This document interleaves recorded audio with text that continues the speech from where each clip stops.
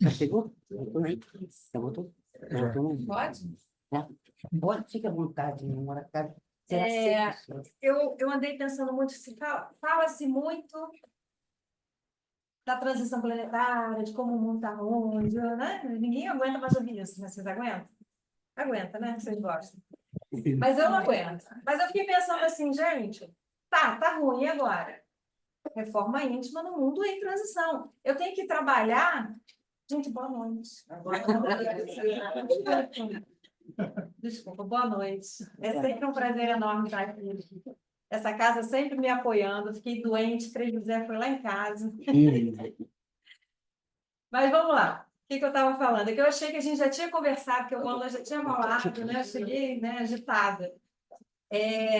Não se animem, não, que é 5 slides só, sabe? Que eu não faço, né? Eu sou cuspidis. Mas aí a Clarinha, nada como a juventude, a tecnologia, falou, mãe, vamos pegar tudo isso aqui, pelo menos, vergonhoso, que eu vou botar rapidinho ali sentado para facilitar. Eu falei, então tá bom, para não ficar escrevendo no quadro.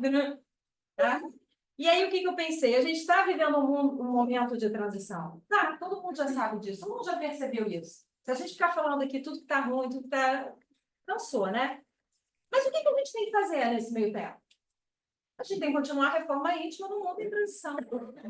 E aí, como a gente faz isso? Se a gente está desanimado, se a gente não consegue nem rezar que a gente dorme, já falei, já deu uma dica, reza em pé. Para do lado da cama em pé que você não vai dormir, né? Então, essa é uma. Como é que a gente faz para fazer a reforma íntima no mundo de transição? Eu fiquei pensando várias coisas, óbvio, sempre trazendo para a doutrina espírita, e fiquei com muita vontade de estudar o Apocalipse. Nossa. Já que a gente vai falar de transição, eu quis entender um pouco mais, não tudo, né? Trouxe só um pedacinho, a gente não vai ficar falando disso aqui.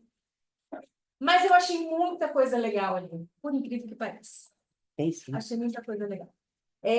Mas eu queria começar com uma página do Pão Nosso que é perfeito.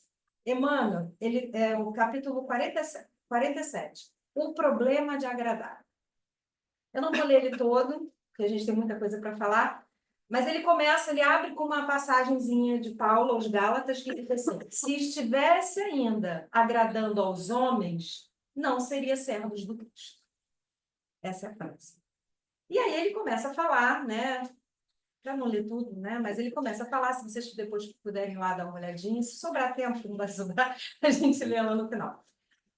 Da dificuldade que o cristão encontra em agradar as pessoas e fazer o que é certo e tal. E aí lá no finalzinho ele bota assim, é indispensável trabalhar para os homens como quem sabe que a obra integral pertence a Jesus Cristo. O mundo compreenderá o esforço do servidor sincero, mas em outra oportunidade, quando lhe permita a ascensão evolutiva.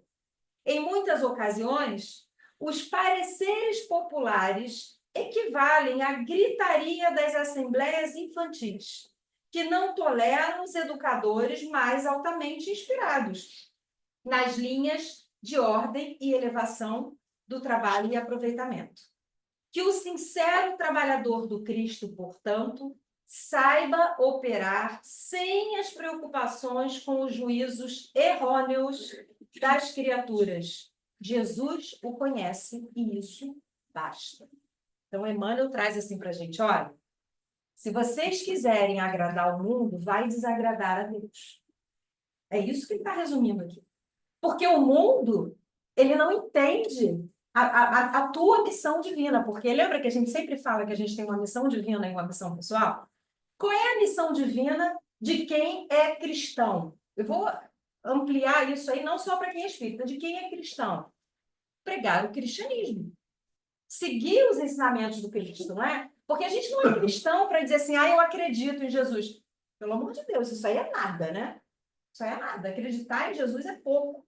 Seguir os passos do mestre, ter o mestre como modelo, como guia, dentro da medida do seu aperfeiçoamento, né, do seu esforço, esse é o objetivo. E eu tenho visto pessoas que não concordam com determinadas coisas e fingem que concordam. Eu, hein, vou brigar? Eu, hein, vou... E começa a criar um um meio favorável, confortável, porque acha que precisa agradar. E aí Emmanuel diz, olha, você não precisa agradar a turma que não vai te compreender. Jesus te conhece. Você precisa fazer o que é certo. Então, a gente vai começar por ele. E aí, para que a gente tenha um pouco de paz, na primeira epístola de Tiago, ele diz assim, tenha, porém, paciência, a sua obra perfeita, para que seja mais perfeitos e completos, sem faltar coisa alguma. Olha só, a gente fala que quer a transição. A gente fala que quer um planeta de regeneração. Se faltar alguma coisa, a gente não vai estar aqui. A gente não vai estar na regeneração. Então, tenha paciência para que não falte coisa nenhuma. Não vamos ter pressa. Não vamos falar, eu quero que esse planeta melhore, porque se ele melhorar e a gente não, vai dar ruim para a gente. Por mais que a gente imagine assim, mas o mundo está péssimo. Ué, tá tudo bem, o mundo está péssimo, vai todo mundo. E você vai junto. Vai ser o líder daquele grupo, vai ser o líder religioso, né? Vai ser alguém muito importante. Alguém quer isso? Eu não quero. Eu já avisei, eu só vou se for obrigada. De boa vontade, eu não vou. Já avisei, não vou. Não quero. Eu vi Game of Thrones, gente. Eu não quero aquilo para mim. Não quero. Eu vejo Outland, eu fico só pensando, vou estudar as plantas para saber como achar uma aspirina quando eu estiver naquele lugar. E aí uma amiga minha falou assim, não vai adiantar nada, que as plantas lá vão ser diferentes. Ou seja, nem isso eu posso fazer, estudar botânica terrena. Né? Porque vai lá, aqui em Kepler, a botânica é outra e eu não vou achar a minha aspirina. Não, não quero. Vou, obrigada. Jesus já diz, eu quero que você vá, eu vou. Mas dizer assim, você vai, filha, com amor no coração? Vou não. Vou não, vou. Né? Mas tudo bem. Se algum de vós tem falta de sabedoria, por que é falta de sabedoria? Porque a gente pensa assim, é isso mesmo que eu tenho que fazer? Será que esse mundo não está louco? Será que não sou eu que estou louca? Será que eu não estou vivendo igual os nossos avós, que achavam que o mundo tinha que progredir e ele não progredia? Se alguém tem falta de sabedoria, peça a Deus. Peça a Deus que a todos dá deliberadamente. Ela fez agora, né, gente? E a minha letra é horrível, segundo ela. Deliberadamente. E não lance em rosto. E ser-lhe-á dada. O que ele está dizendo não lance em rosto? É porque é uma linguagem difícil, né? Ele está dizendo, olha só, você vai ter que pedir. Porque Deus não vai lançar no teu rosto, não vai jogar na sua cara a sabedoria. A sabedoria você tem que pedir, você tem que ir lá e conquistar. A espiritualidade, ela nos dá o livre-arbítrio. Não é isso? Você vai fazendo o que você quer. Quando você entra em contato com o seu mentor, o que ele vem? E te dá intuição, né? Ele te dá proteção. Em alguns momentos ele vai lá quase como Deus. Quanto mais perto de uma escala ignorante você está, mais proteção sem pedir você tem. Por quê? Porque a espiritualidade fica ali, não dá para desencarnar agora. Olha ali. Você vai criando consciência, você vai tendo mais livre-arbítrio. Se você tem mais livre-arbítrio, você tem que fazer o contato. Igual você faz com a criança. Você não deixa o teu filho de 4 anos ir para a escola sozinho. Mas o de 15, você começa a deixar. Né? E a primeira vez que você deixa, você está arrasado. Você, caramba, não sei, gente, de 15, acho que está indo com 10, né? Mas assim, eu sou velha. Né? Na minha época, eu sou velha. A gente segurava mais um pouco. Eu sei que hoje está indo com 10 para balada, mas tudo bem. Mas a gente vai deixando, vai liberando, né? Quando ele pede, mãe, me leva, você, opa, levo.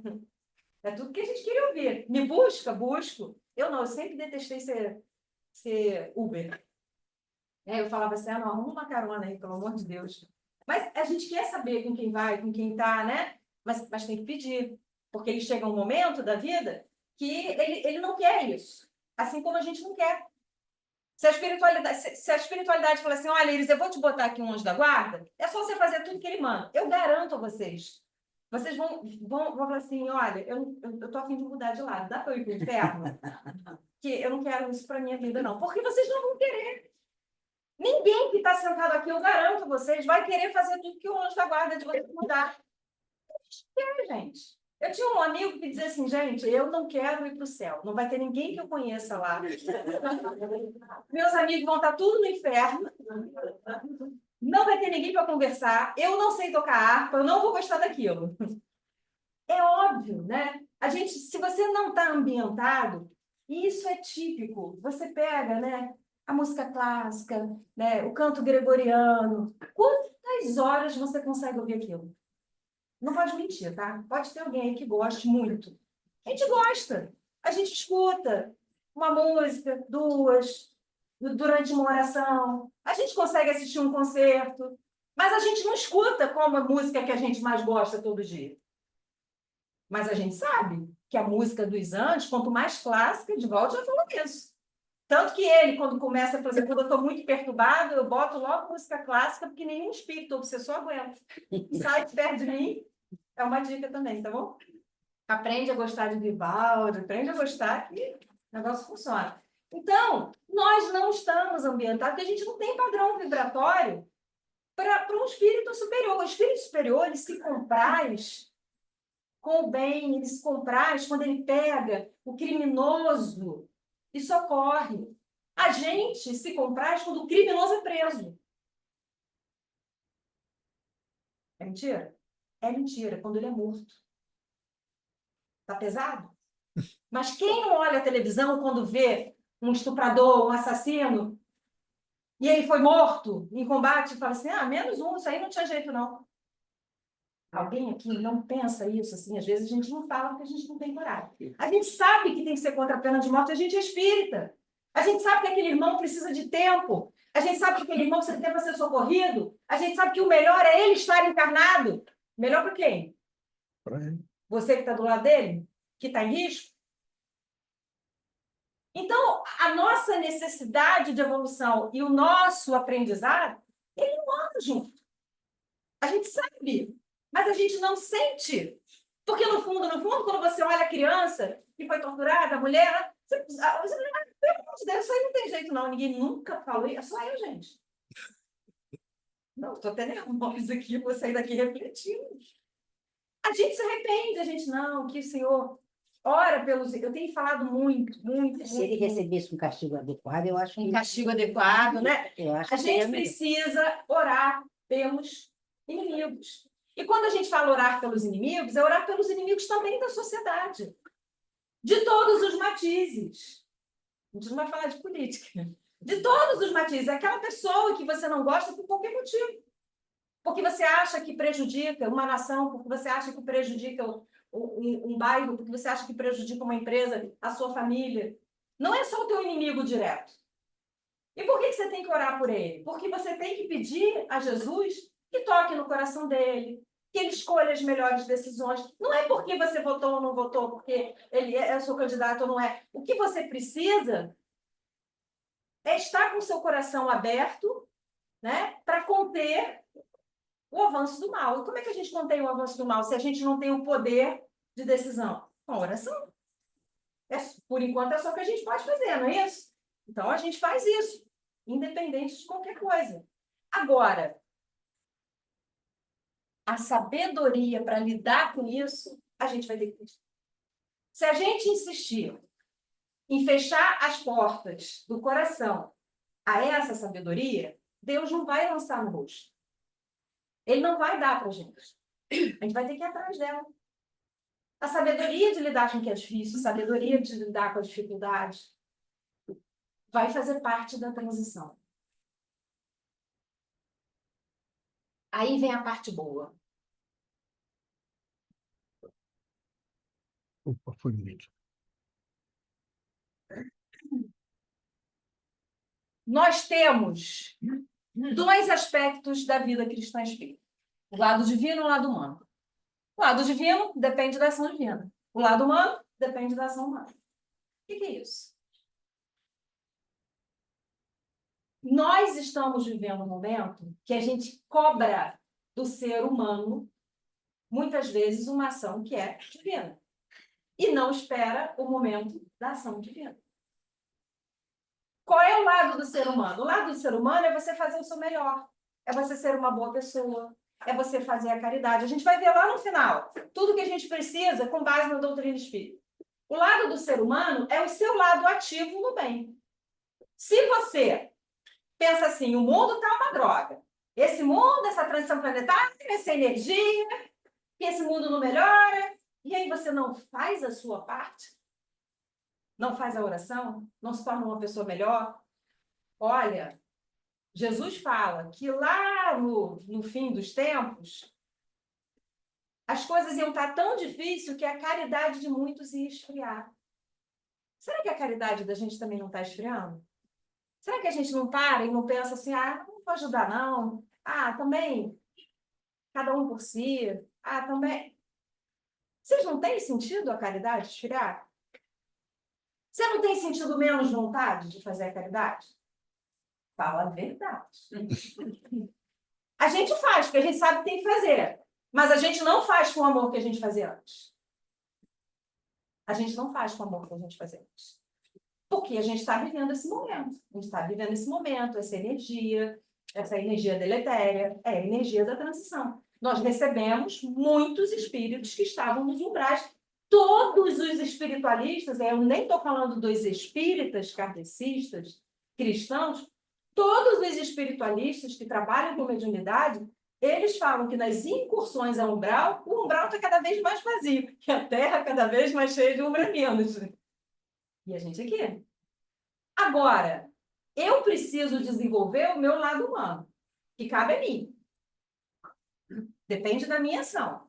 Depende das minhas escolhas, da minha ação, depende de eu não deixar a minha caridade esfriar, depende de eu olhar para aquele irmão, né, um irmão que precisa de ajuda, independente de eu achar que ele merece ou não merece, porque o merecimento vem de Deus, não vem de mim, não sei o que tem que decidir. Olha, tem um senhorzinho que desencarnou, ele era lá do MAP, um senhorzinho que trabalhou muitos anos com o Ivan.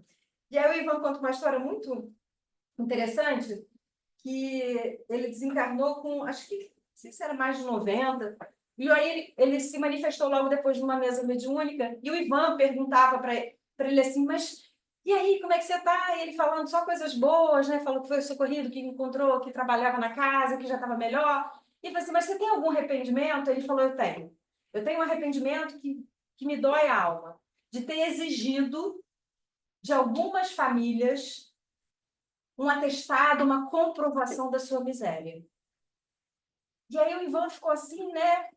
Ele falou, porque se a pessoa está pedindo, se não é a miséria material, é alguma deficiência moral. E eu tenho que dar. Sim. E ele, como espírito, eu tenho esse arrependimento na minha alma. Porque, como eram poucas doações, vamos dar para quem precisa. É um pensamento óbvio, né? Mas esse espírito, no plano espiritual, ele entendeu de forma diferente. Ele entendeu que o merecimento não cabe a ele decidir. Que ele vai dar enquanto tiver. E que Deus que tenha que prover. Ele que mande mais cestas, então, se ele quer que eu atinja o maior número de pessoas, eu não vou escolher. E aí a gente vai, se tiver algum médico aqui de emergência, vai concordar comigo. Eu, na época que eu era nutricionista, às vezes eu descia para atender emergência. E eu tinha muitos amigos na emergência. E uma coisa que mais angustiava eles, às vezes, é ter que escolher qual é o pior que vai subir. Se o mais novo tem mais direito à vida do que o mais velho, ou se é o mais velho porque o mais novo é mais forte, ou se é o mais novo porque o mais velho já viveu mais. E às vezes ele falava assim, Iris, é assustador você numa emergência não ter atendimento para todo mundo e a gente ter que escolher. E eu falei assim, tira isso da tua cabeça. Quem escolhe é Deus. Qual é o protocolo? Siga o protocolo, trabalhe com amor, trabalhe com dedicação, mas tira esse peso de você, porque ele não é seu. Então, muitas vezes, né, a gente se confunde até onde vai a minha ação humana com aonde depende da ação divina. E eu estou adorando isso, gente. Depois que eu descobri isso, é libertador. Eu falo assim, pai, isso é com você. Né? Me ajuda, dá direcionamento, que eu vou fazer. Mas esse filho aí é seu. Não é meu, não. É seu. Né? Cruzou meu caminho. Porque o espírito, ele tem muito exemplo, porque pode ser a sua responsabilidade do passado. Ah, não me lembro desse passado, então fizesse me lembrar. Vou fazer o meu melhor. Não é fugir da minha responsabilidade de fazer o melhor com o próximo. É não trazer para mim algumas questões que não dependem de mim. Então eu fico assim, ai, mas o mundo, mas o planeta, mas a guerra na Ucrânia. Amor, desculpa. Eu sou solidária. Desculpa. Eu vou fazer oração. Teve a enchente, vou fazer doação. Vou fazer oração. Vou socorrer um desdobramento. Mas eu preciso confiar que Deus está no comando. Ou eu vou achar o quê? Que esse comando está onde? Está na mão de quem? O comando do mundo está na mão de Jesus. Vocês não podem duvidar disso nem um minuto. O comando do mundo está na mão de Jesus, está na mão de Deus. À medida que você entende isso, e que você entende que Deus está fazendo a parte dele, que vai fazer a parte dele. Tem uma música que de vez em quando a Hernani canta para mim, quando ele quer me irritar, do Raul Seixas, que diz assim, mas é que lá em cima, lá na beira da piscina, olhando os simples mortais, né, como se Deus estivesse lá em cima. Não está. Não está. Não está. Não está lá em cima na beira da piscina. Está trabalhando ativamente para a nossa evolução. Ativamente para a nossa evolução. Então, se não está acontecendo como a gente gostaria, espera, porque o tempo de Deus é um, nosso tempo é outro. Se Deus quiser, se Jesus quiser, é num estalar de dedo. O gol do Thanos é num estalar de dedo que muda tudo. E se ele não mudou, eu vou esperar. Vou dar o meu melhor, vou fazer o meu melhor, mas vou esperar. Confiando. Eu vou ficar me ouvindo mesmo? Não, é porque Estou vendo a imagem aqui. é a criança, minha criança amada aqui. Minha fofinha. Confiando sempre que Deus vai fazer a parte dele. Agora, é muita pretensão a minha querer tomar conta do trabalho divino, não é não? É muita pretensão de vocês também. Confia, entrega. Eu acho tão engraçado que a gente fala muito de receber bênção, mas a gente não se coloca aptos a receber graça. Eu tenho repetido isso inúmeras vezes. O nome é graça porque vem de graça.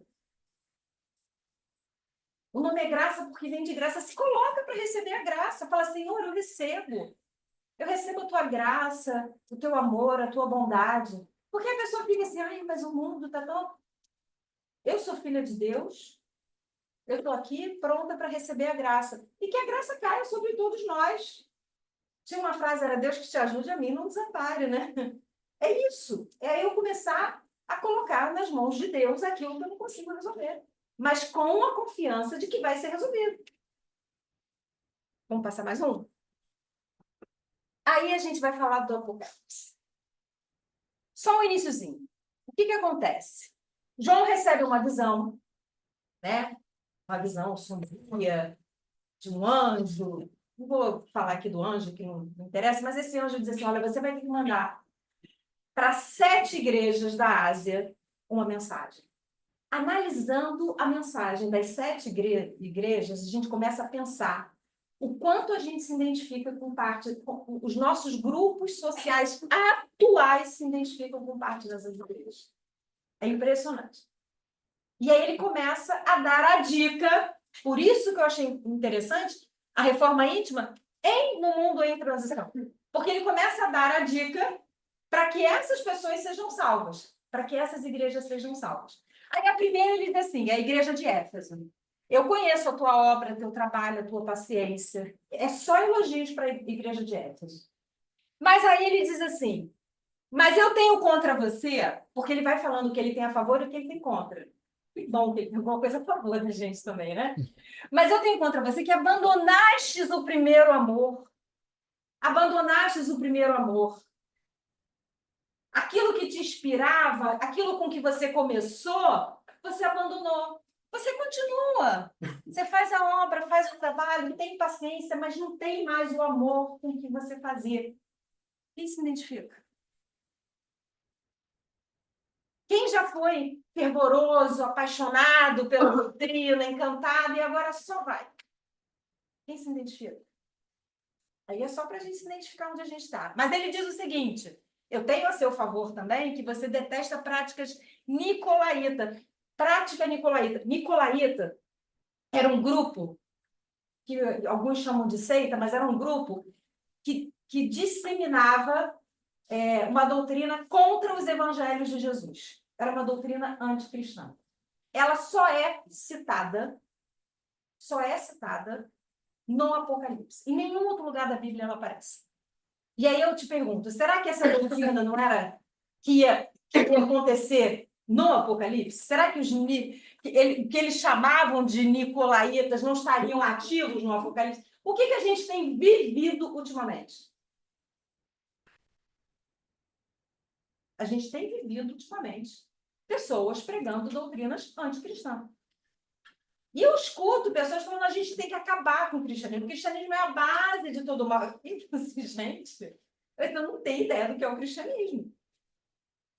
Você pode ter tido uma experiência ruim com um cristão, com uma religião cristã, de alguma forma. Eu concordo.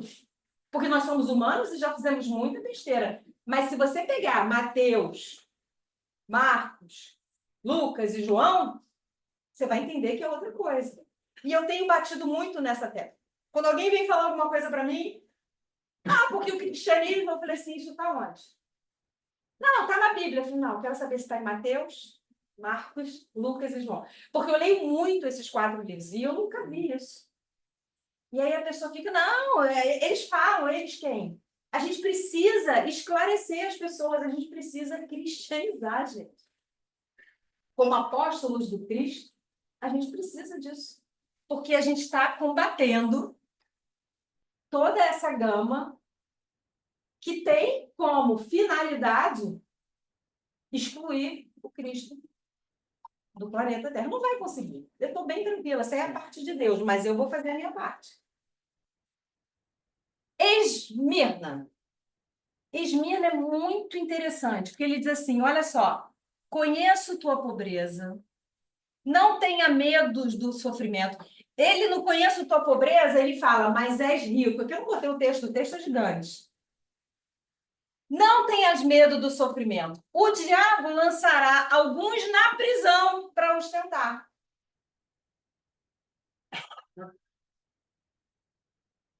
Quantas pessoas são presas injustamente?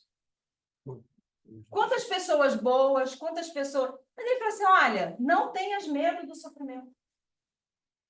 Não tenha... É só você não se corromper. Continua seguindo o seu propósito. Essa é a igreja de Esmirna. Aí ele manda para a igreja de Pérgamo. Conheço a tua obra. Não negas a minha fé. Mas eu sei aonde habita. É a casa e o trono de Satanás. E você libera, se vincula às doutrinas nicolaítas. Ou seja, você fala de Jesus. Você diz que tem uma religião cristã. Mas você convive, apoia, acha bonito, interage, não repreende quem habita a casa de Satanás. Estou parecendo até um pastor evangélico. É porque o Apocalipse faz isso com a gente. Ou seja, você vê as pessoas que estão atrasando a evolução do planeta e você não está fazendo nada. Você não está chegando para ela e falando, por exemplo, questões importantes que precisam ser ditas. E quando eu falo questões importantes que precisam ser ditas, gente, eu falo assim, olha só, nós nos dividimos e nos polarizamos. Nos dividimos e nos polarizamos em direita, esquerda, em brancos e negros, em heterossexuais. Isso tudo está errado. Não os negros, os homossexuais, a direita, a esquerda. O que está errado é a gente se dividir. A gente precisa se unir. E não importa. Eu acredito, Iris, mais num governo socialista, eu tenho fé que é isso. Está tudo bem. Está tudo bem. Mas existem algumas questões que, como espírita, você não pode apoiar. Mesmo que sua doutrina, mesmo que você acredite, por exemplo, o aborto, você precisa ser contra. Porque se você é espírita, se você sabe o que acontece no plano espiritual, se você sabe o que acontece com o espírito quando ele é abortado, com a mãe, com o pai, com tudo que acontece depois, como você vai defender isso? Tá bom, Ives, eu sou pela liberdade econômica, eu sou conservador, eu sou... Mas você tem que ser contra as armas. Vocês entenderam? Não importa. O que você não pode é negociar alguns conceitos que são inegociáveis. E aí, quando você traz para isso, você fala assim, olha, eu preciso não negociar aquilo que é inegociável. Você tem que ser contra a pena de morte. Você tem que ser contra a pena de morte, porque a gente não tem autorização para matar ninguém, é Deus que decide isso. Então, quando a gente começa a sair da briga de baixo e elevar o nível do entendimento, trazer, sabe? E começar a unir, começar a olhar para o outro e falar assim, olha, eu entendo por que você é a favor do aborto. Eu falei isso na rádio uma vez, recebi tanta mensagem. Eu entendo que você tem uma postura. Porque existem mulheres que... Você tem que entender o outro lado, porque se você não entender o outro lado, você não tem como argumentar. Eu entendo, e é legítimo. Acontece que quem é espírita e conhece esse lastro, né, sabe de muito mais coisa do que aquilo que você está vendo ali. Por exemplo, se a gente for levar em conta o aborto, tomar ele como exemplo, o aborto não dá à mulher o direito de escolha, ela tira da mulher o direito de ser mãe. Por quê? Porque a gente vive numa sociedade machista e patriarcal. Isso não vai mudar em 20, 30, 40, está mudando, graças a Deus, mas não vai mudar hoje, amanhã e nem... Eu, na minha vida, eu tenho 54 anos, na minha vida, nem precisava ter dito isso, na minha vida, eu recebi no atendimento fraterno 3 mulheres que foram obrigadas a abortar. Uma pelo pai, uma pelo namorado, uma pelo marido. Uma tentou suicídio 2 vezes. Então, assim, hoje ele é proibido e é crime. Então, você contém. Mas a hora que ele for liberado e que o SUS pagar, você imagina o que vai acontecer. Começa por aí. Pode. E se esse aborto for uma criança de 12 anos que foi estuprada por um familiar? Aí olha só, a justiça permite o estupro. O aborto, não, pelo amor de Deus, o aborto em caso de estupro. Permite, isso não está em discussão. Isso já é legal. Mas então, dentro do espiritismo, isso também... Aí eu vou te dar 2 coisas, tá? Dentro da lei é permitido. Por quê? Porque a lei é para conter, né, os homens. Dentro do espiritismo, você tem vários casos aqui.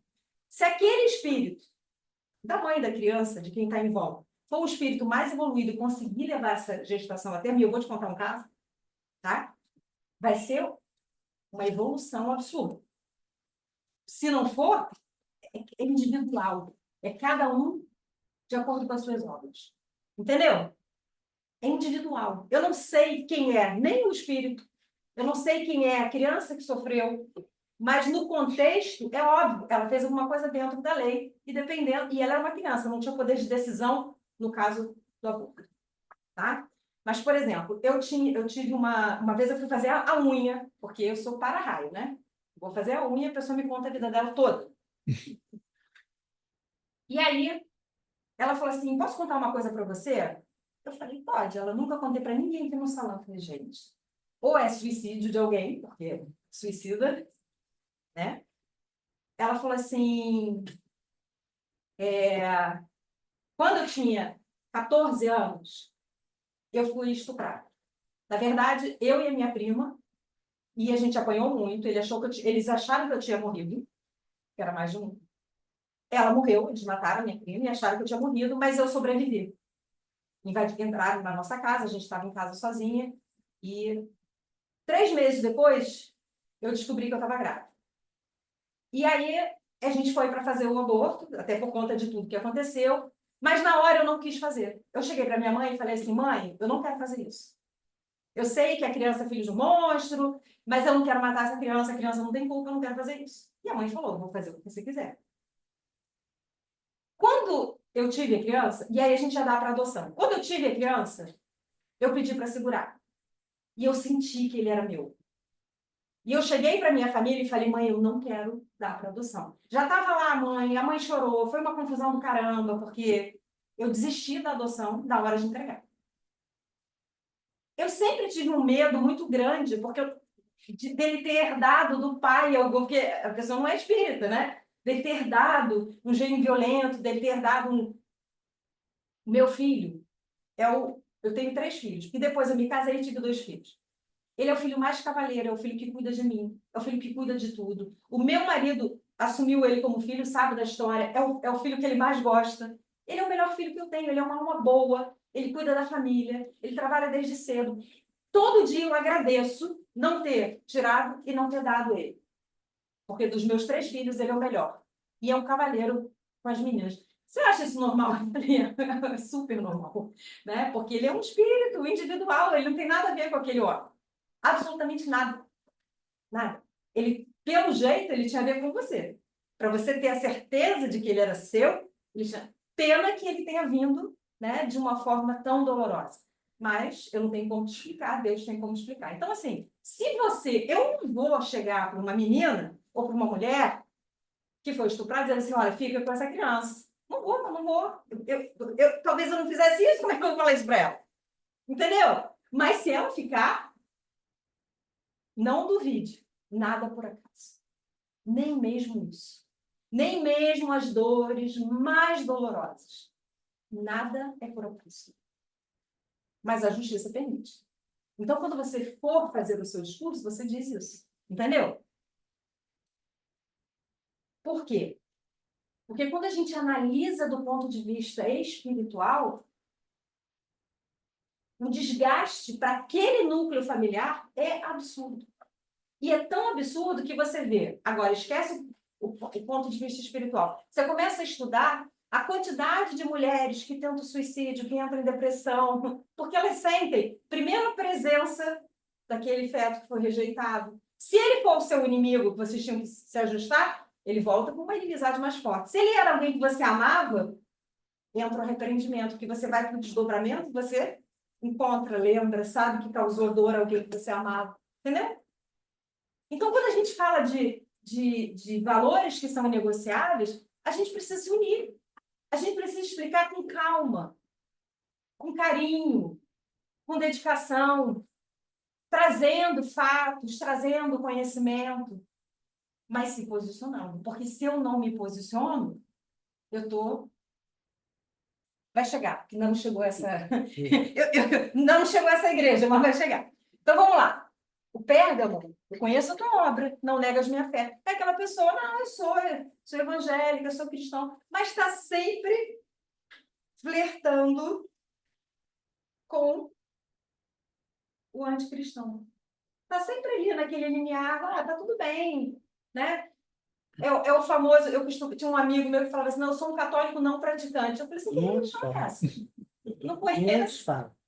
Essa religião não existe.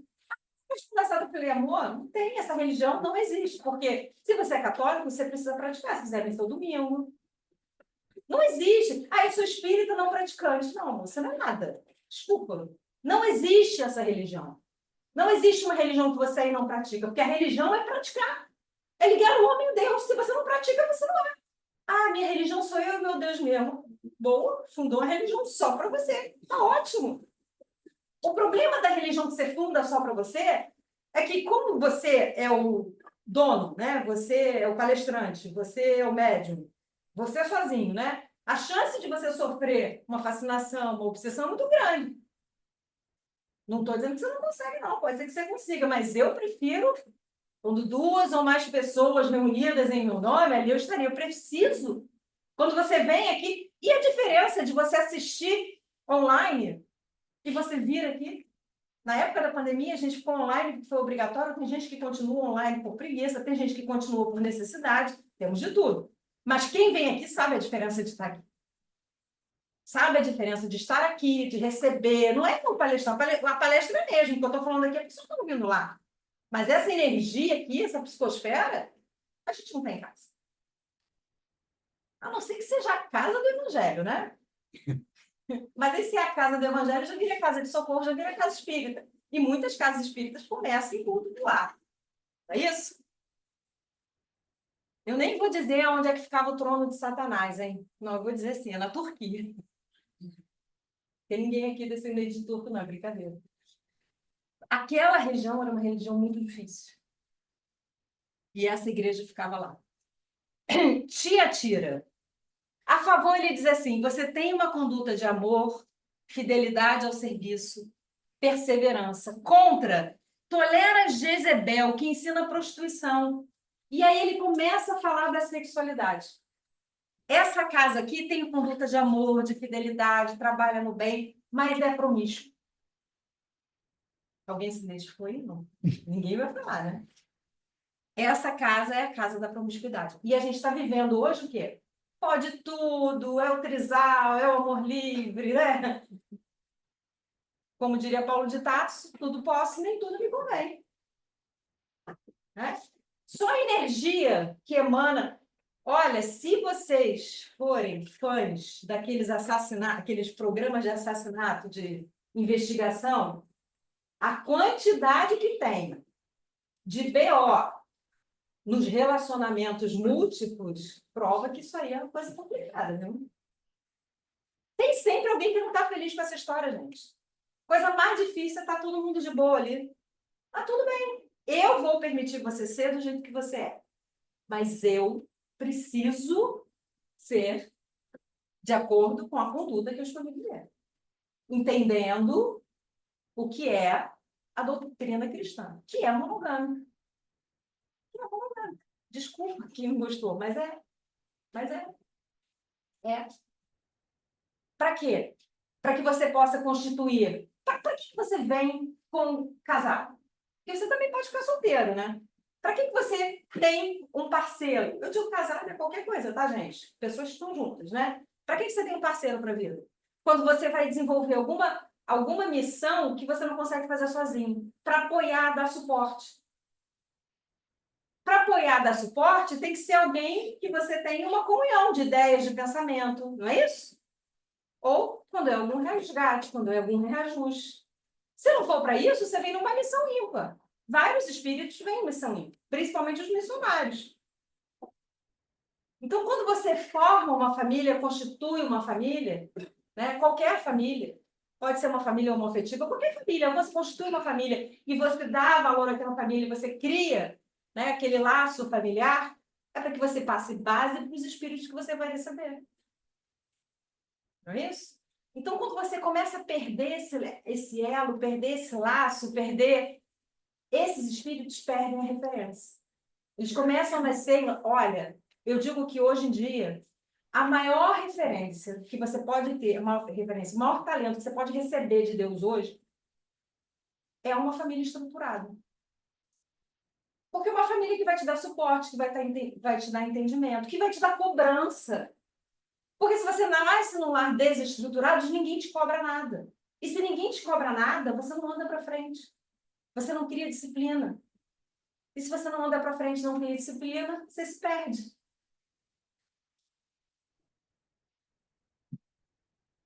Vamos mais um? A Quinta Sardes. Olha, essa aqui, gente. Eu sentei e chorei quando eu li isso aí. Tem fama de estar vivo, mas estar morto. Vigia, reaja, reaviva. E aí ele começa a falar que a igreja é morna. Vocês são mornos. Vocês vivem a vida morna. Eu já tenho isso, eu já estou bem, eu já construí tudo que eu queria, eu já posso voltar para o plano espiritual. Gente, eu sempre chorei quando eu vi isso. Ninguém nunca pensou isso. Foi só eu também? Eu não tenho não sei o quê. Eu já posso voltar. Já pode voltar coisa nenhuma. Tá maluco? Não pode. Reage, viva. Continua trabalhando incansavelmente pelo bem. Não pensa que, sabe? Não, tanta coisa ruim acontecendo. Aqui tem minha casa, tem meu carrinho, tem meu empresa. Eu já sou tão grave. Tá tudo bem. E fica morno. A pior coisa que a gente pode ter depois que a gente atinge um determinado momento de equilíbrio, de evolução, é ser morno. É ser morno. É aquele sapo morno que vai morrer cozido. Vocês conhecem a história do sapo, não conhecem? Não? Ninguém conhece a história do sapo? Vou ter que contar a história do sapo? É. Você bota um sapo numa água fria, liga o fogo baixinho e deixa lá. A água vai ficando gostosinho, o sapinho vai ficando ali, ó. A aguinha tá quente, ele morre cozido. Se você botar o sapo, jogar o sapo numa água fervendo, ele vai pular. Ele vai ficar, não vai morrer cozido. Quando Jesus falou assim, olha, para a mulher lá que foi chorar no pé dele, ele disse, você vai entrar no reino dos céus? E ele falou assim, ué, a mulher prostituta vai entrar no reino dos céus antes de mim? Não vai, porque o senhor tinha 2 devedores. Um devia 100 dinheiros, outro devia 10.000. Ele perdoou os 2. Quem vai amar mais ele? Ah, o que perdoou 10.000. Pois é. O morno somos nós. A gente já veio e falou assim, ah, não, eu não sou uma pessoa tão má. Não é possível que eu vá com um grau, gente. Né? Não é possível alguém... Vó, cadê você? Tá fazendo o que aí? Né? Bisa, é possível sim. É possível e eu diria é provável. Principalmente se eu começar a achar que tá tudo bem, que eu não tenho que evoluir, que eu não tenho que melhorar, porque há tanta gente pior do que eu. Para onde as pessoas vão? Esse é o morro. Então é reagir, vigiar, reviver. O que eu tenho que fazer para me reinventar? Não interessa se eu tenho 80 anos, gente. Quem acredita na vida após a morte, eu falo muito, né? Quem acredita na vida após a morte, não pode nunca achar que completou a jornada. Porque a jornada não se completa. A jornada é na eternidade. Se você está com 85 anos e acha que tem que aprender alguma coisa, aprenda. Porque na próxima encarnação, o início, você já aprendeu. E você já volta à frente de quem ainda não começou. Quer aprender a tocar violino, vai tocar violino. Os primeiros acordes lá, quando todo mundo estiver aprendendo, você vai lá e já sei isso. Ah, lembrei. Lembrei, porque quando eu tinha 85, eu comecei essa aula. É isso. Filadélfia. Conheço a tua conduta, tua força é pequena. Tua força é pequena. Mas guardastes a minha palavra, não renegais o meu nome, e eu guardarei na hora de aprovação. Ele está dizendo o seguinte, olha, você não precisa ser gigante. Você não precisa fazer coisa pra caramba. Você precisa guardar a palavra. Você precisa confiar, você precisa fazer pouca coisa. Porque às vezes a gente acha, eu tenho que fazer a caridade, que eu vou até lá. Faz a caridade com o teu vizinho, faz a caridade ali do teu lado, faz a caridade com a tua família. O importante é que você esteja trabalhando ativamente no bem. Eu não preciso ir para as redes sociais, ter 10.000 amigos para falar de Jesus, mas se eu tiver 15 amigos e eu falo de Jesus e 3 escutar, eu serei guardado na hora da aprovação. Na hora que for entrar ali, quem vai ficar na regeneração? Vai ser você. Se não se identificou ainda, esse aqui é o melhor para a gente trabalhar. É a gente começar, sabe? É a gente começar. Eu não preciso ser gigante. Eu preciso estar sempre melhorando um pouquinho cada dia. E nunca desistindo. E a 7ª e a última, Laodiceia. Conheço... Ih, eu errei. Essa era o não é frio nem quente. Essa não é frio nem quente. É porque elas são muito parecidas, né? Vocês nem me avisaram, né? Tem fama de estar vivo, mas está morto. Reaviva é exatamente aquela pessoa que acha, né, que já pode voltar, que não tem mais o que fazer, né? O morno não quer melhorar. Ele dividiu em 2. Eu juntei os 2 numa só. Acho que é porque eu me reconheci nas 2, né? Se você é morno, né? E aí ele diz assim, olha, tu dizes, sou rico, abastado, não careço de nada. Aí ele diz assim, você é infeliz, miserável, cego e nu. Essa passagem é muito engraçada. E ele diz assim, o que você tem que fazer? Abra teus olhos, vista-se de branco, mude. O morno é exatamente aquele que acha que não precisa melhorar. Aquele ali acha que pode voltar. Aquele ali já não quer mais. E esse aqui acha que não precisa melhorar. Essa é a diferença. Eu não vou conseguir falar do último slide.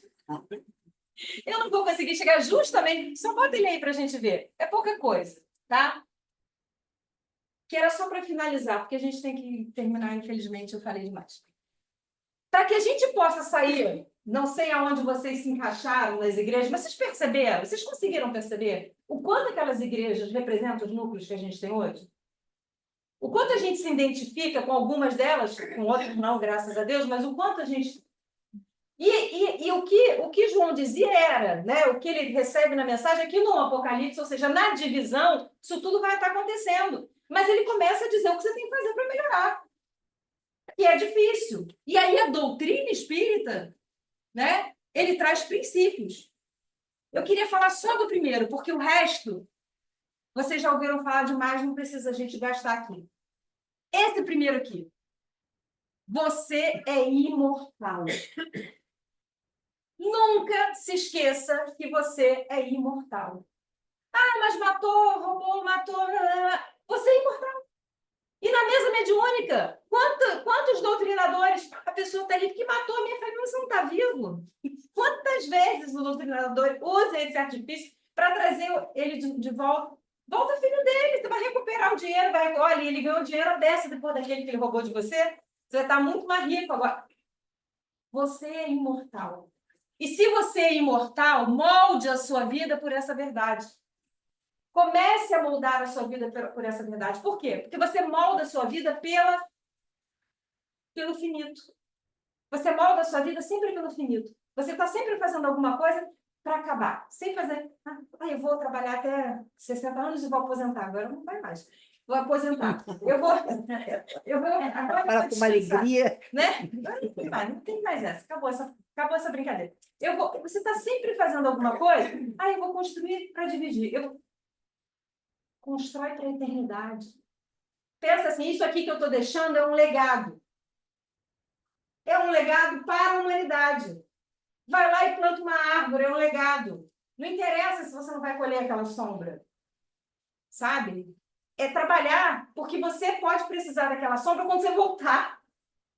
Aquela árvore pode estar exatamente onde você precisava. E aí você nem saber, e foi você mesmo que plantou. E isso para tudo. Para a doutrina, né? Para o socorro. Você pode estar ajudando uma comunidade onde você vai nascer. E aí aquela horta comunitária que você criou ali, você vai ser beneficiado por ela. Porque está na hora de você vir com menos, está na hora de você provar as suas dificuldades. Aí você nasce ali, do lado daquela horta que você... Né? Você economiza água hoje, e aí você vem perto da água quando não tiver água no planeta.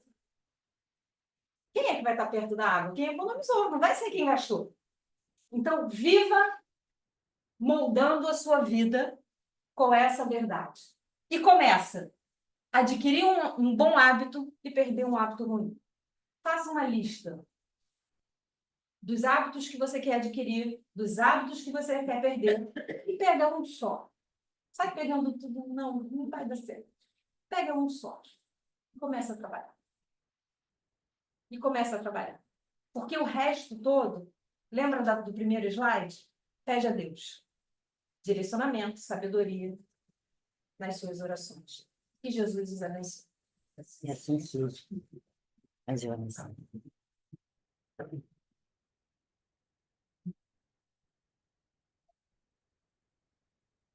Amado Mestre Jesus, em meio a tantas turbulências, em meio a tanta insegurança, nosso coração se aflige, porque ainda somos frágeis. Mas rogamos a Ti que a Tua fortaleza, o Teu amor nos envolva, e que envolva todos que estão nessa sala, nessa casa de amor, de luz, os que estão nos seus lares nos assistindo.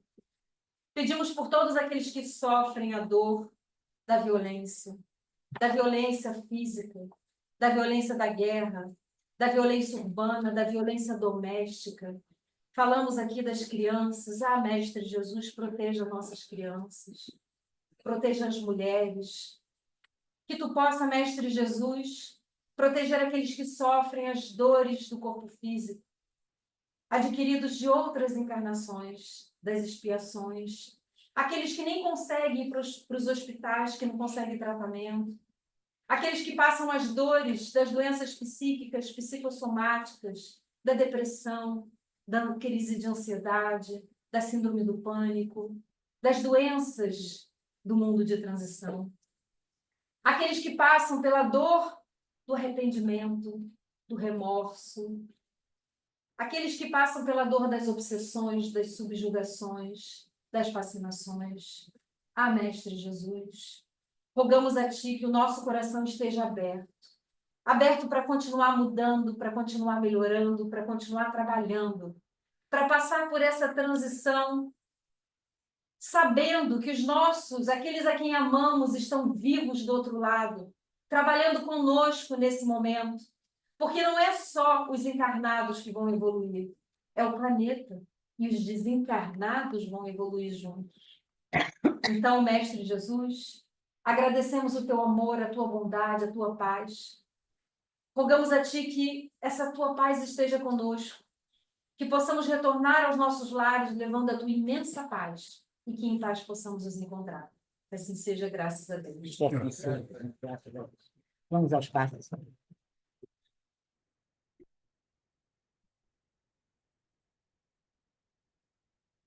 Minha querida, falei demais.